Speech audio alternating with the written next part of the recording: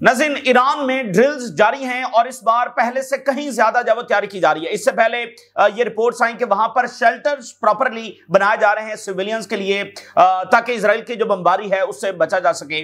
अभी खबर सामने आ रही है कि मजीद बड़ी अहम तरीन ड्रिल्स हो रही हैं जो इससे पहले इस नौयत की तैयारी नहीं की गई। कैसे इजराइल की जो असैसिनेशंस हैं उनको कैसे कन्फ्रंट करना है और इजराइल के जो बाकी टूल्स हैं जंग में उनको कैसे कन्फ्रंट करना है, पहली बार इस हवाले से तैयारी भी की जा रही है। और इजराइल बहुत ज्यादा परेशान है अगर सऊदी अरेबिया को जेट्स मिल जाते हैं। अभी इजराइल ने ये स्टेटमेंट जारी की है कि अगर सऊदी अरेबिया को जेट्स मिलते हैं तो फिर वो ईरान पर हमला नहीं कर सकते। ये अजीबो गरीब से मंतक उन्होंने पेश कर दी है। पहले वो कह रहे थे कि जी चाइना के हाथ टेक्नोलॉजी लग जाएगी, अब ताजा तरीन उन्होंने इतराज ये उठाया है और अमेरिका को ये बात कन्वे की है कि अगर सऊदिया को जेट्स दे दिए तो फिर हम ईरान के ऊपर जो वो हमला नहीं कर सकते।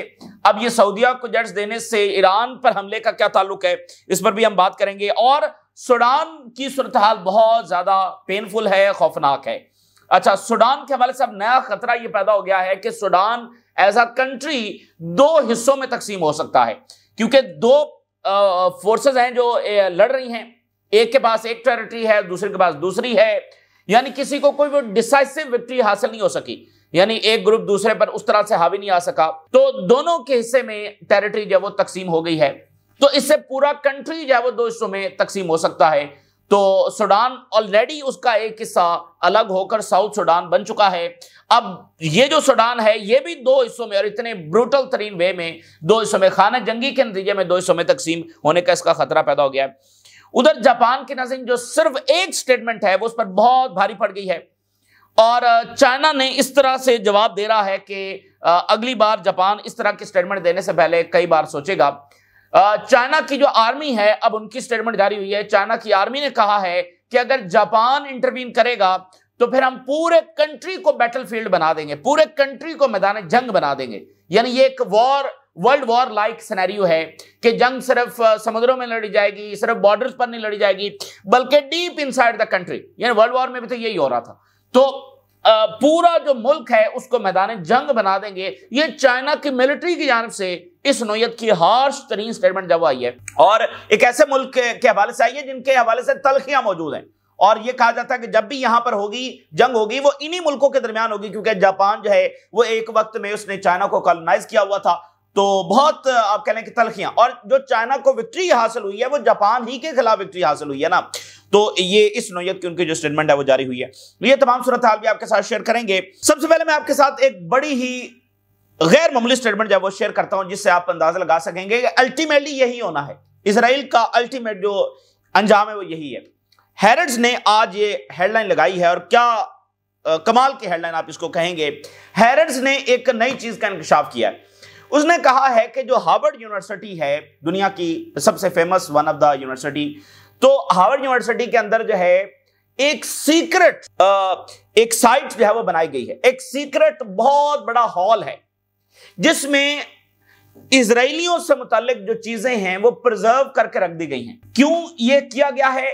खतरा यह है कि ऐसा हो सकता है कि इजराइल खत्म हो जाए, ठीक है ना, इजराइल की एग्जिस्टेंस ही खत्म हो जाए तो फिर उनका कल्चर, उनकी लैंग्वेज, उनके मामलात, यानी जैसे होता ना, अभी वो 2000 साल पहले एक कौम जो एग्जिस्ट करती थी, तो मिसाल के तौर पे उस तरह से एक एज अ नेशन जब उनको प्रिजर्व किया गया, उनके कल्चर को, उनके मामलात को। यानी खतरा यह है कि इजराइल हो सकता है एग्जिस्ट ही ना, मतलब ईरान कोई भी मुल्क आप ले लें उसके हवाले से ये खतरा तो नहीं है कि वो एग्जिस्ट ही नहीं करेगा। भाई लिबिया जो है वो लिबिया मौजूद तो है, जो इराक के लोग हैं वो वहीं रह रहे हैं, उसी जब वो आप कह लें कि कल्चर के साथ रह रहे हैं, उसी लैंग्वेज के साथ रह रहे हैं, उसी लैंड में रह रहे हैं। तो यहां तो इजराइल ही ऐसा एक मुल्क है जिसके बारे में ये खतरा है उनको कि भाई ये एग्जिस्ट ही नहीं करेगा, क्योंकि ज़ाहिर है वो कॉलोनी है। तो पिछले दौर में और पिछली दहाइयों में बहुत सारी कॉलोनी जब वो खत्म हो गई हैं, तो इजराइल भी एक कॉलोनी है। तो ये क्या मतलब कमाल की उसने हेडलाइन लगाई है कि खतरा ये कि एग्जिस्टेंस ही इसकी खत्म हो सकती है at a secret Harvard site. और वो पब्लिक नहीं है, वो खुफिया है, खुफिया कोई साइट है, अ मैसिव आर्काइव, जहां पर इजराइल का बहुत बड़ा जो आर्काइव है वो रखा गया है। आप इजराइली आना इसको नेम दिया गया है, इज प्रिजर्व्ड वहां پر محفوظ کر کے رکھ دیا گیا ہے. In case Israel ceases to exist, اگر ایسا اگر آگے ہو جاتا ہے کہ اسرائیل کی ایگزسٹنس ہی ختم ہو جائے, اسرائیل بالکل ختم ہو جائے, as a colony, as a country so called ختم ہو جائے, تو اس کو پرزرو کر کے رکھ دیا گیا ہے کہ یہ کنٹری ہوا کرتا تھا. The entirety of the Israeli culture, پورا جو اسرائیلی کلچر ہے وہاں پر سٹور کیا گیا ہے, اور بہت بڑا ہال ہے ہارورڈ یونیورسٹی میں, کہیں خفیہ کہیں نیچے تہہ خانے میں, بہت بڑا ہال جہاں پر میسو آرکائیو جو ہے وہ اسرائیلیوں کی بنائی گئی ہے. تو یہ ہے ان کی تیاری, اور یہ اس طرح سے وہ اپنا فیوچر دیکھتے ہیں. کیا ایران کے حوالے سے بھی کوئی ایسا ہال بنا ہوا ہے جہاں پر انہوں نے سیکرٹلی جو دنیا کے کسی ملک کو کوئی خطرہ ایگزسٹنس کے حوالے سے نہیں ہے, وہ ایک ہی ملک ہے جس کو اپنی ایگزسٹنس کے حوالے سے خطرہ ہے. اسی درمیان ایران کے اندر بہت بڑی پریپریشنز وہ اس وقت جاری ہیں, بہت ہیوج لیول کی پریپریشن جب وہ ہو رہی ہیں, اور اس وقت ایران نے یہ ٹیسٹ کیا ہے کہ اگر اپنے شہریوں کو فوری طور پر کنیکٹ کرنا ہو تو کیسے کیا جا سکتا ہے, کیونکہ جو 12 ڈے وار ہے اس سے ایران نے بہت کچھ سیکھا ہے, کیسے اسرائیل سڈن اٹیک کرتا ہے, اور پھر اس میں کیسے کیسے ٹولز استعمال کیے جاتے ہیں, جیسے اسیسینیشنز کی جاتی ہیں. پھر آپ دیکھیے انہوں نے جو کمیونیکیشن نیٹ ورک ہے اس کو بھی ڈسٹرائے کرنے کی کوشش کی ہے, تاکہ گورنمنٹ ایفیکٹولی اپنا میسج ہے وہ لوگوں تک نہ پہنچا سکے. تو پورے ملک کو کیوس کی طرف دھکیلا جاتا ہے نا, کمیونیکیشن سینٹر کے اوپر اٹیک ہو رہا ہے, اسیسینیشنز ہو رہی ہیں, گورنمنٹ بلڈنگ جب نشانہ بن رہی ہیں, جیلوں پر اٹیک ہو رہا ہے تاکہ خطرناک قیدی جب رہا ہو جائے, یعنی پوری جو سٹیٹ کی فنکشننگ ہے وہی اس کو ڈسٹرائے کر دیا جائے.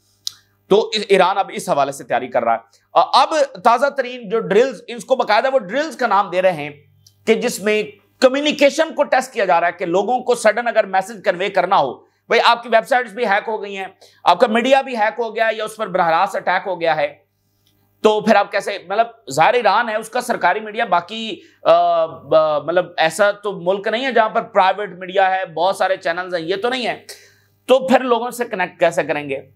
تو اس میں لوگوں کو میسیجز بھی بھیجے جا رہے ہیں, ٹھیک ہے نا, میسیجز بھیجنے کی ڈرلز کی جا رہی ہیں کہ تمام ایرانینز کو اگر ود ان منٹس کوئی پیغام پہنچانا ہو تو کس طرح سے پہنچایا جا سکتا ہے. Iran has sent emergency alerts جب وہ بھیجے گئے ہیں ٹو دا سٹیزنز, ان کے موبائل فونز کے اوپر بھیجے گئے ہیں. نیشن وائڈ یہ ڈرلز ہوئی ہیں, اور رپورٹ کے مطابق ایران میں be preparing for war in December, ٹھیک ہے, رپورٹس آتی رہتی ہیں. تو ایک نئی رپورٹ کے مطابق ان کی کیلکولیشن نومبر اور دسمبر جو ہے اس میں کچھ بھی ہو سکتا ہے. So Iran tested its mobile alert system on November 14, 14 November کو یہ موبائل الرٹ سسٹم جو وہ ٹیسٹ کیا گیا ہے. اٹ واز اے ڈرل, یہ باقاعدہ جنگی مشق تھی, اور یہ کوئی ریئل ایمرجنسی میسج نہیں تھا, but it was a war signal, ٹھیک ہے, کوئی ریئل ایمرجنسی نہیں تھی لیکن ایک وار سگنل جو وہ بھیجا گیا. آفیشیل سٹیٹمنٹس نے کنفرم کیا ہے کہ یہ جو میسیجز بھیجے گئے یہ ٹرائل نوٹیفیکیشن تھا ود نو ایکٹیو تھریٹ, کہ کوئی ایکٹیو تھریٹ نہیں ہے, ایک ڈرلز کے طور پر ایک ٹرائل جو ہے وہ اس کا کیا گیا کہ فوری, اگر دیکھیں منٹس میں چیزیں ہو رہی ہوتی ہیں نا, منٹس میں وہ شیلٹرز بنا رہے ہیں, تو اگر ادھر سے اسرائیلی طیارے فلائے جب کریں گے تو پتہ چل جائے گا ایران کو, ٹھیک ہے نا. تو چند منٹ ہوتے ہیں, 5 منٹ کہہ لیں یا جو بھی چند منٹس ہوں گے, تو وہ فوری طور پر شہریوں کو یہ میسج بھیج سکتے ہیں کہ وہ فوری طور پر شیلٹرز کے اندر جب داخل ہو جائیں, ٹھیک ہے نا. تو یہ بہت ضروری ہے. اچھا, یہ ساری تیاری ایران کر رہا ہے. اس سے پہلے دیکھیں اس نوعیت کی کوئی نہ شیلٹرز موجود ہیں نہ اس نوعیت کی تیاری ہے. اسیسینیشنز کے حوالے سے ان کی اس بار وہ کہہ رہے ہیں کہ ہم نے جو انٹیلیجنس نیٹ ورکس ہیں ان کو ڈسٹرائے کیا ہے, موساد کے باقی سارے. تو امید ہے کہ اس بار ان حوالوں سے بھی ایران کی تیاری جو ہے وہ نظر آئے گی. اچھا, پھر ایران جو ہے وہ کھل کر IAEA کے حوالے سے بھی سامنے آ گیا. ایران نے کہا ہے کہ IAEA جو ہے یہ اس کی وجہ سے ہماری نیوکلیر سائٹس پر حملہ ہوا ہے. اسرائیل کے پاس یہ انفارمیشن صرف اس ادارے کی وجہ سے گئی ہے جس کے اوپر ہم نے اتنا ٹرسٹ کیا, جس کو ہم نے مکمل طور پر ایکسیس دی, اور الٹیمیٹلی یہ انٹرنیشنل ادارہ, دیکھیں نا یہ کتنی خطرناک بات ہے کہ نیوکلیر کا ایک انٹرنیشنل ادارہ وہ کیسے اسرائیل کی کٹ پتلی بن گیا اور اس نے اپنی کریڈیبلٹی کو ڈیمیج کیا. اب کون ملک ہے جو اس کو ایکسیس دے گا, یہ اس پر اس طرح سے ٹرسٹ کرے گا.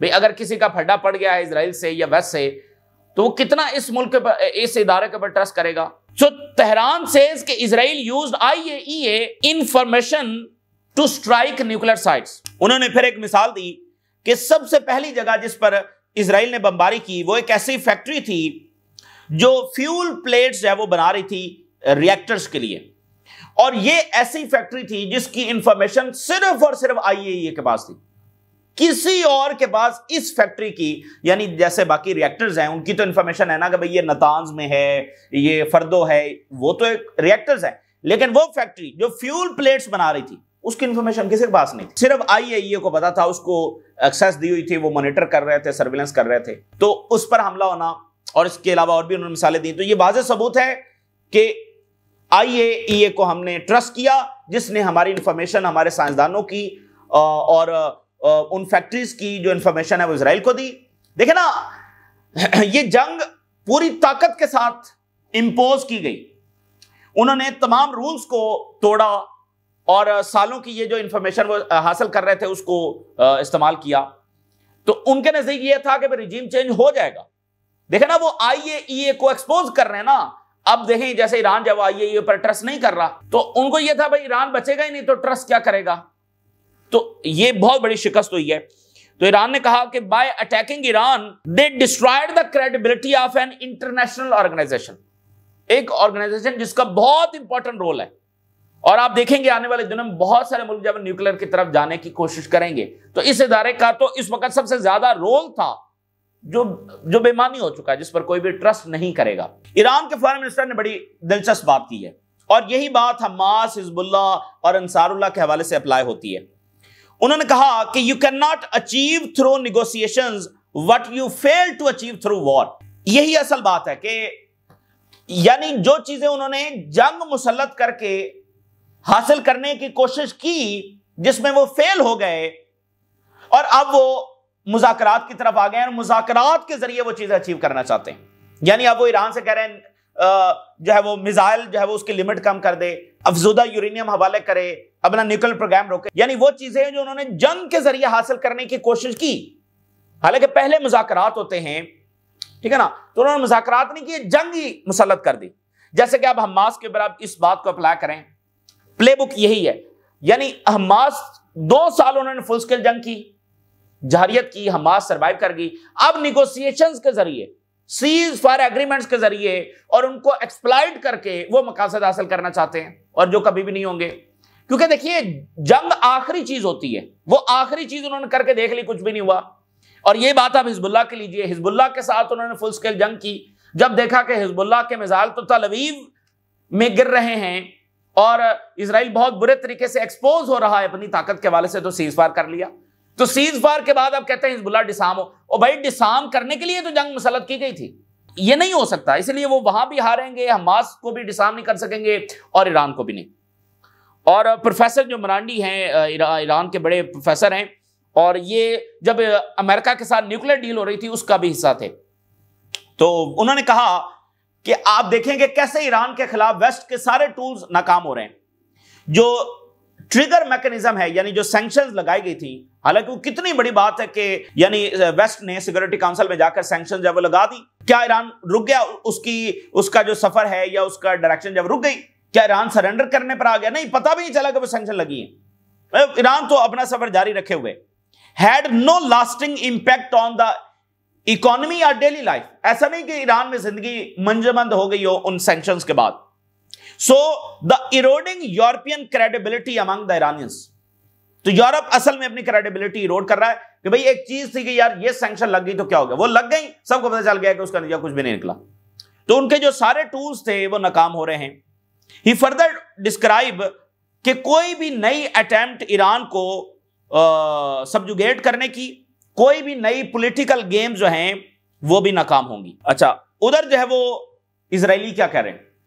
اسرائیلی پہلے انہوں نے کہا بھی فائٹر جیٹس نہ دیے جائیں سعودی عربیہ کو، پھر انہوں نے کہا کہ نارملائزیشن کے ساتھ اس کو لنک کیا جائے، پھر انہوں نے کہا کہ یہ چائنا کے ہتھے لگ جائے گی۔ اب وہ کہہ رہے ہیں کہ F-35 اگر ایران کو دے دیے تو کیا ہوگا؟ تو ہم ایران پر حملہ نہیں کر سکیں گے۔ کیوں؟ کیونکہ ہم سعودیہ کی ایئر سپیس سے نہیں گزر سکیں گے۔ Saudi Arabia's purchase of F-35 could complicate any potential Israeli attack on Iran۔ اچھا، یہ ویسے اپنے آپ میں ایک فضول بات ہے، وہ اس انداز میں کہ سعودی عربیہ کے پاس جو اس وقت کی بھی ایئر فورس ہے وہ کافی 5 سٹار لیول کی ایئر فورس ہے. اس وقت بھی اسرائیل کے یہ جو سارے طیارے ہیں وہ سعودی عربیہ کی ایئر سپیس کو پینیٹریٹ نہیں کر سکتے ہیں, اس وقت بھی نہیں کر سکتے ہیں. تو F-35 تو بات کی بات ہے, اس وقت بھی ان میں یہ صلاحیت نہیں ہے, اور وہ قطر میں بھی نہیں کر سکتے ہیں. قطر میں وہ اٹیک کر کے گئے ہیں, اس کی وجہ امریکہ کا دھوکہ ہے جو قطر کے ساتھ ہوا. اگر قطر آپریٹ کر رہا ہوتا تو اسرائیلی جنگی طیارے آئے تھے, واپس نہیں جانے تھے, 2-4 تو وہ مار گراتے, ٹھیک ہے نا. ان کے پاس اچھا ایئر ڈیفنس ہے, اچھی ایئر فورس ہے, تو وہ اتنا آسان نہیں تھا وہاں پر ایئر سپیس میں جا کر اٹیک کرنا. تو وہ یہ تھا کہ امریکنز نے وہ سوئچ ہی آف کر دیا, سمجھ لیں سادہ الفاظ میں, تو وہ تو طیارے اڑ ہی نہیں سکے. تو سعودی عربیہ کی ایئر سپیس بھی وہ اس میں سے داخل نہیں ہو سکتے کہ وہاں سے گزر کر جا کر ایران پر اٹیک کریں. تو بہرحال وہ بہت ساری چیزیں کہہ رہے ہیں. اور Chicago council on global affairs نے لکھا ہے کہ MBS جو ہیں وہ ری شیپ کر رہے ہیں مڈل ایسٹ کو. ایک آپ انالیسس دیکھیے کیسے دنیا تبدیل ہو رہی ہے. اب دیکھیں اسرائیل کے جتنے بھی گولز تھے وہ ناکام ہوئے, اور ادھر رشیا کے خلاف جو ڈکلیئرڈ گولز تھے نیٹو کے وہ سارے فیل ہو چکے. اچھا, تو انہوں نے ایک امریکن زبردست اینالسٹ ہیں, وہ لکھ رہے ہیں کہ ہم ایک ایسے دور میں داخل ہو رہے ہیں جو موسٹ ڈینجرس ایرا ہے since world war 2. World war 2 کے بعد سب سے ڈینجرس ٹائم میں ہم داخل ہو رہے ہیں. بارڈرز شفٹ ہو رہے ہیں, یعنی بارڈرز تبدیل ہو رہے ہیں, وار سپریڈ ہو رہی ہیں, امریکہ سمٹ رہا ہے, چائنا پشنگ فارورڈ, چائنا آگے آ رہا ہے, Russia is gambling every thing, Russia نے سب کچھ داؤ پر لگا دیا ہے, اور گلوبل سسٹم جس نے سم ہاؤ دنیا کو سٹیبل رکھا ہوا تھا کہ بھئی ایسے دنیا ہے, ایسے چل رہی ہے, ایسے ویزے ملیں گے, وہاں پر آپ جائیں گے, وہاں پر آپ کام کریں گے, پڑھیں گے, ایسے کمیونیکیشنز ہوں گی, ایک گلوبل سسٹم تھا, دنیا ایک خاص طریقے سے چل رہی تھی. سو دیٹ گلوبل سسٹم جس نے دنیا کو سٹیبل رکھا از ڈیڈ ناؤ, وہ بالکل اب ڈیڈ ہو چکا ہے. سو مور ڈینجرس صورتحال پیدا ہو رہی ہے. اور یہ کولڈ وار بھی نہیں ہے, یہ کولڈ وار سے بھی اگلی چیز ہے, and this is free for all, یعنی ایک ایسی صورتحال ہے جس میں بس انارکی ہے, ٹھیک ہے نا.